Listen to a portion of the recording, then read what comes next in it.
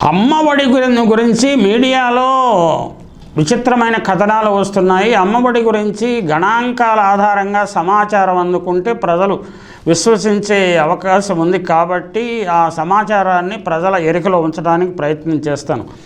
అమ్మఒడి కింద 26,000 కోట్లను ఆంధ్రప్రదేశ్ ప్రభుత్వం ఖర్చు చేసింది. 4.5 ఏళ్లలో అమ్మఒడి సహాయం ఎలా జరిగిందో చూద్దాం. 2019-20 సంవత్సరంలో 42,33,098 మందికి అమ్మఒడి సహాయం అందింది.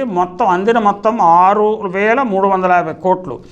అలాగే 2020-21లో 44,48,865 మందికి అందింది. అందిన సహాయం 6,673 కోట్లు. 21-22లో అందిన సహాయం పొందిన వారు 42,62,419, 6,394 కోట్లు. అలాగే 2022-23లో 42,61,965 మందికి సహాయం అందింది. అందిన సహాయం 6,393 కోట్లు. 2020-21లో పాఠశాల నిర్వహణ నిధిని, 2020లో టాయిలెట్ మెయింటెనెన్స్ ఫండ్ను ప్రభుత్వం ఏర్పాటు చేసింది. అమ్మఒడి లబ్ధిదారుల నుంచి మినహాయించిన 2,000 స్కూల్ కాలేజీ కమిటీల ఖాతాలకే జమ అవుతుంది. ఆ మొత్తాన్ని పాఠశాలలో తక్షణ మరమ్మతుల కోసం ఖర్చు చేస్తున్నారు. నాడు నేడుతో ప్రతి ప్రభుత్వ పాఠశాలలో పరిశుభ్రమైన టాయిలెట్లను సమకూర్చడంలో బాలికల డ్రాపౌట్లు తగ్గిపోయాయని ప్రభుత్వ వర్గాలు చెబుతున్నాయి. టాయిలెట్ మెయింటెనెన్స్ ఫండ్ ద్వారా 987.20 కోట్ల నిధి జమ అయింది.